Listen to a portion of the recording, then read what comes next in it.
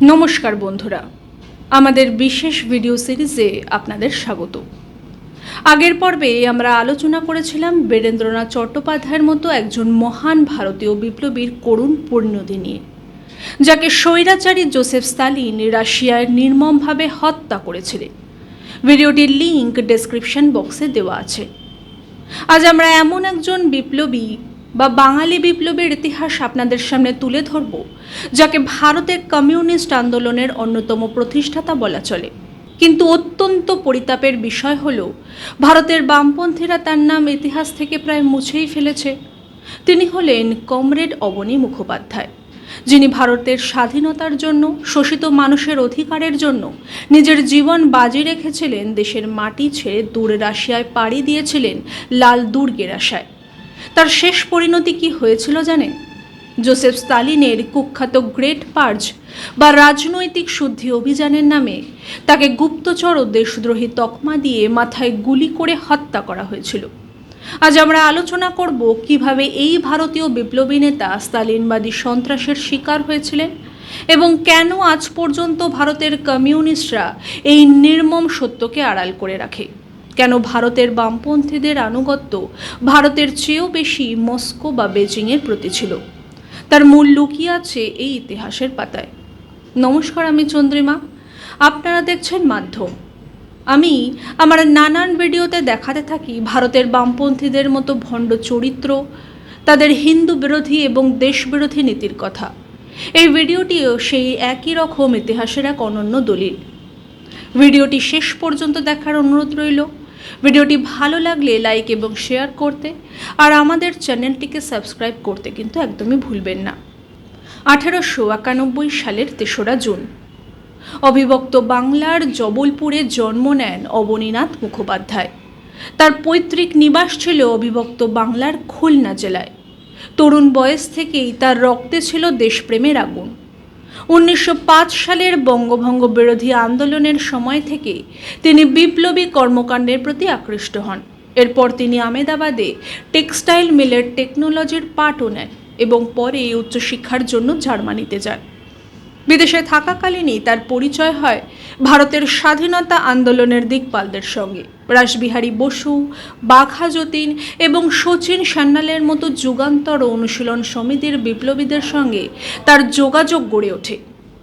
প্রথম বিশ্বযুদ্ধের সময় যখন ভারতের বিপ্লবীরা গদর পার্টির মাধ্যমে জার্মানির সহযোগিতায় ভারতের বুকে এক সশস্ত্র অভ্যুত্থানের পরিকল্পনা করেছিলেন, যা ইতিহাসে ভারত জার্মান ষড়যন্ত্র নামে পরিচিত, তখন অবনী মুখোপাধ্যায় সেই পরিকল্পনার অন্যতম প্রধান চালিকা শক্তি ছিলেন। তিনি দূর প্রাচ্যে বিপ্লবীদের মধ্যে অস্ত্র এবং বার্তা সরবরাহের বিপজ্জনক দায়িত্ব নিজের কাঁধে তুলে নিয়েছিলেন। সাল 1915 বিপ্লবের বার্তা নিয়ে অবনী যখন জাপান থেকে ভারতে ফিরছিলেন, তখন সিঙ্গাপুরে ব্রিটিশ পুলিশের হাতে তিনি ধরা পড়েন। ব্রিটিশ সরকার তাকে ফোর্ট ক্যানিং জেলে বন্দি করে অমানবিক অত্যাচার বা নির্যাতন চালায়। কিন্তু অবনী মুখোপাধ্যায় সাধারণ মানুষ তো ছিলেন না। 1916 সালের শরৎকালে এক অত্যন্ত রোমাঞ্চকর উপায়ে তিনি সিঙ্গাপুরের সুরক্ষিত জেল থেকে পালিয়ে যেতে সক্ষম হন। জেল থেকে পালিয়ে তিনি ছদ্মবেশে ইন্দোনেশিয়ার সুমাত্রা এবং জাভায় আশ্রয় নেন। সেখানে তিনি ডাক্তার শাহের নাম নিয়ে ডাচ পুলিশের চোখে ফাঁকি দিয়ে বসবাস করতে থাকেন। এই সময়কাল থেকে তার রাজনৈতিক চিন্তাধারায় এক বিশাল পরিবর্তন আসে। তিনি বুঝতে পারেন কেবলমাত্র কিছু অস্ত্র জোগাড় করে ভারতকে স্বাধীন করা যাবে না, ভারতের কৃষক এবং শ্রমিক শ্রেণীকে জাগিয়ে তুলতে হবে। আর এই সময়ই রাশিয়ার বুকে ঘটে যায় 1917 সালের বলশেভিক বিপ্লব। লেনিনের নেতৃত্বে সমাজতান্ত্রিক সোভিয়েত ইউনিয়নের উত্থান অবনী মুখোপাধ্যায়কে গভীরভাবে প্রভাবিত করে। সাল 1920 অবনী মুখোপাধ্যায় রাশিয়ার মস্কোয় পৌঁছন। সেখানে তখন সমাজতান্ত্রিক দুনিয়ার শ্রেষ্ঠ মস্তিষ্ক এবং বিপ্লবীরা সমবেত হয়েছেন। মস্কোয় অনুষ্ঠিত কমিউনিস্ট ইন্টারন্যাশনালের দ্বিতীয় কংগ্রেসে অবনী মুখোপাধ্যায় ভারতীয় প্রতিনিধি হিসেবে যোগ দেন। সেখানেই তার সঙ্গে পরিচয় হয় ভারতের আরেক বিখ্যাত বামপন্থী নেতা মানবেন্দ্রনাথ রায় বা MN রায়ের সঙ্গে। 1920 সালের 17 অক্টোবর উজবেকিস্তানের তাসখন্দে ভারতের কমিউনিস্ট আন্দোলনের ইতিহাসে এক ঐতিহাসিক দিন। এম.এন. রায়, অবনী মুখোপাধ্যায়, তার রুশ স্ত্রী রোজা ফিতিঙ্গভ, মোহাম্মদ শফিক এবং আরও কয়েকজন মিলে প্রতিষ্ঠা করলেন প্রবাসী ভারতীয় কমিউনিস্ট পার্টি। হ্যাঁ বন্ধুরা, অবনী মুখোপাধ্যায় ছিলেন ভারতের কমিউনিস্ট পার্টির অন্যতম প্রধান প্রতিষ্ঠাতা এবং ইস্তেহার রচয়িতা। তিনি এম.এন. রায়ের সঙ্গে যৌথভাবে ইন্ডিয়া ইন ট্রানজিশন নামক একটি গুরুত্বপূর্ণ বইও লিখেছিলেন, যা ভারতের বামপন্থী অর্থনীতি ও রাজনীতির এক আকর গ্রন্থ হিসেবে বিবেচিত হয়। 1922 থেকে 23 সালে তিনি গোপনে ভারতে এসেছিলেন ভারতের মাটিতে কমিউনিস্ট আন্দোলনকে সংগঠিত করতে। কিন্তু কমিউনিস্টদের ইতিহাস চিরকালই চরম অভ্যন্তরীণ কোন্দল, পরশ্রীকাতরতা এবং ক্ষমতার লড়াইয়ের ইতিহাস। তাসখন্দে পার্টি গঠনের পর থেকেই এম.এন. রায়ের সঙ্গে অবনী মুখোপাধ্যায়ের তীব্র মতবিরোধ শুরু হয়। এম.এন. রায় নিজেকে ভারতীয় কমিউনিস্টদের একমাত্র সর্বেসর্বা হিসেবে প্রতিষ্ঠিত করতে চেয়েছিলেন। ফলে তিনি অবনী মুখোপাধ্যায়কে কোণঠাসা করার চেষ্টা শুরু করেন।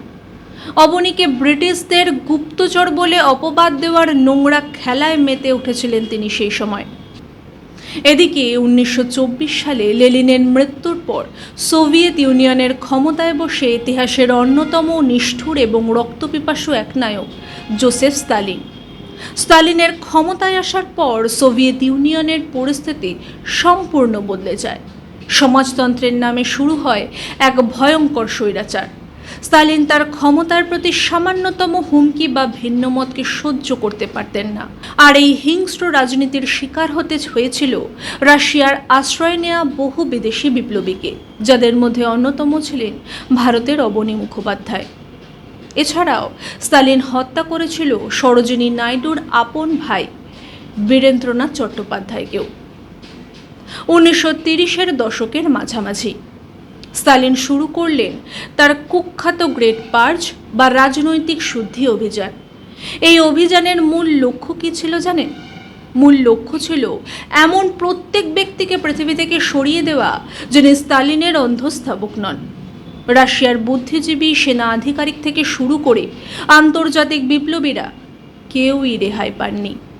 1937 সালের 2রা জুন অবনী মুখোপাধ্যায় তখন মস্কোর এক প্রকার নজরবন্দি জীবন কাটাচ্ছেন।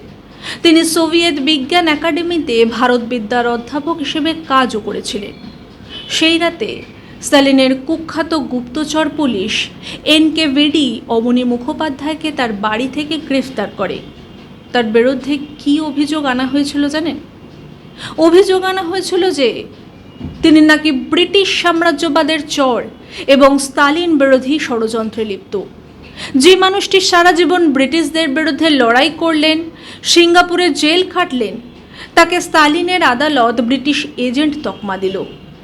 ভাবুন একবার, কোনো নিরপেক্ষ বিচার কিন্তু হয়নি, কোনো আত্মপক্ষ সমর্থনের সুযোগও দেওয়া হয়নি। 1937 সালের 28শে অক্টোবর মাত্র 46 বছর বয়সে মস্কোর এক অন্ধকার কক্ষে অবনী মুখোপাধ্যায়ের মাথায় গুলি করে তার জীবন প্রদীপ নিভিয়ে দেওয়া হয়। তার মৃতদেহটি কোথায় ফেলে দেওয়া হয়েছিল তার পরিবার বা বিশ্ববাসী জানতেই পারেনি। এক ভারতীয় বিপ্লবী, যিনি ভারতের স্বাধীনতার স্বপ্ন বুকে নিয়ে মস্কো গিয়েছিলেন, সেখানে সমাজতান্ত্রিক স্বর্গের অধীশ্বর স্তালিন এক টুকরো বুলেটে শেষ করে দিল তার জীবনদ্বীপ। বন্ধুরা, এবার আসা যাক আসল সত্যে। এই যে অবনী মুখোপাধ্যায়কে স্তালিন এত নির্মমভাবে হত্যা করলেন, ভারতের কমিউনিস্টরা তখন কি করছিল? তারা কি এর প্রতিবাদ জানিয়েছিল? না না, তারা সম্পূর্ণ নীরব ছিল। শুধু সেই সময়ই নয়, স্বাধীনতার পর আজ পর্যন্ত ভারতের কমিউনিস্ট পার্টি বা মার্ক্সবাদী কমিউনিস্ট পার্টি কখনোই স্তালিনের সেই নৃশংসতার বিরুদ্ধে মুখ পর্যন্ত খোলেনি। কেন খোলেনি? কারণ ভারতে কমিউনিস্টদের মস্তিষ্ক এবং নীতি চালিত হতো মস্কো এবং বেজিং থেকে। তাদের কাছে ভারতের জাতীয় স্বার্থ বা ভারতীয় বিপ্লবীদের জীবনের চেয়ে স্তালিনের ভাবমূর্তি রক্ষা করা অনেক বেশি গুরুত্বপূর্ণ ছিল। 1956 সালে খোদ সোভিয়েত ইউনিয়নের নতুন ক্রুশ্চেভ সরকার স্বীকার করে নিয়েছিলেন যে স্তালিন নির্দোষ অবনী মুখোপাধ্যায়কে অন্যায়ভাবে হত্যা করেছিলেন। এবং মরণোত্তরভাবে অবনী মুখোপাধ্যায়কে কলঙ্কমুক্ত করা হয়। কিন্তু ভারতের কমিউনিস্টরা আজ পর্যন্ত তাদের পার্টি অফিসে স্টালিনের বড় বড় ছবি টানিয়ে রাখে। যে স্টালিন ভারতীয় বিপ্লবীদের খুন করেছিল, সেই স্টালিন আজ ভারতীয় বামপন্থীদের ভগবান। এর চেয়ে বড় ভণ্ডামি আর কী বা হতে পারে বলুন? এই ঘটনাটি প্রমাণ করে যে ভারতের কমিউনিস্ট আন্দোলন তার জন্মলগ্ন থেকে ভারতের মাটি এবং সংস্কৃতির সঙ্গে বিচ্ছিন্ন ছিল। তারা মুখে আন্তর্জাতিকতাবাদের কথা বলে, কিন্তু আসলে তারা বিদেশি শক্তির হাতের পুতুল। তাদের এই মানসিকতা ভারতবর্ষের জাতীয়তাবাদের সম্পূর্ণ বিরোধী, যা প্রকারান্তরে দেশবিরোধী এবং এই দেশের মূল সনাতন সংস্কৃতির পরিপন্থী। ইতিহাসের দিকে তাকালে আমরা দেখতে পাই 1942 সালে ভারত ছাড়ো আন্দোলনের সময় যখন মহাত্মা গান্ধী, নেতাজি সুভাষচন্দ্র বসুরা ব্রিটিশদের বিরুদ্ধে চূড়ান্ত লড়াই করছেন, তখন ভারতীয় কমিউনিস্টরা ব্রিটিশদের দালালি করছিল, কারণ সোভিয়েত ইউনিয়ন তখন ব্রিটেনের বন্ধু ছিল। 1962 সালে যখন চীন ভারতকে আক্রমণ করে, তখন ভারতের কমিউনিস্টরা ভারতের সেনাবাহিনীর পাশে না দাঁড়িয়ে চীনের লাল ফৌজকে স্বাগত জানাতে চেয়েছিলেন। তারা বলেছিল, চীনের চেয়ারম্যান আমাদের চেয়ারম্যান। তারা ভারতীয় সংস্কৃতির মূল ভিত্তি অর্থাৎ সনাতন হিন্দু ধর্ম এবং ঐতিহ্যকে সবসময় খাটো করে দেখানোর চেষ্টা করে এসেছে, অথচ বিদেশি একনায়কদের জুতো চাটতে তারা তাদের কখনো বাঁধেনি। অবনী মুখোপাধ্যায় বা বীরেন্দ্রনাথ চট্টোপাধ্যায়ের মতো বিপ্লবীদের ইতিহাসকে চেপে রাখার মূল কারণ এটাই। যদি সাধারণ মানুষ জেনে যায় যে কমিউনিস্টদের আরাধ্য স্টালিন ভারতের বীর সন্তানদের এভাবে হত্যা করেছিল, তবে ভারতে বামপন্থার মুখোশ যে খুলে যাবে। বন্ধুরা, কমরেড অবনী মুখোপাধ্যায়ের ভুল আদর্শ বেছে নিয়েছিলেন ঠিকই, কিন্তু ভারতের স্বাধীনতার প্রতি তার ত্যাগ এবং নিষ্ঠা নিয়ে কোনো প্রশ্ন তোলার অবকাশ নেই।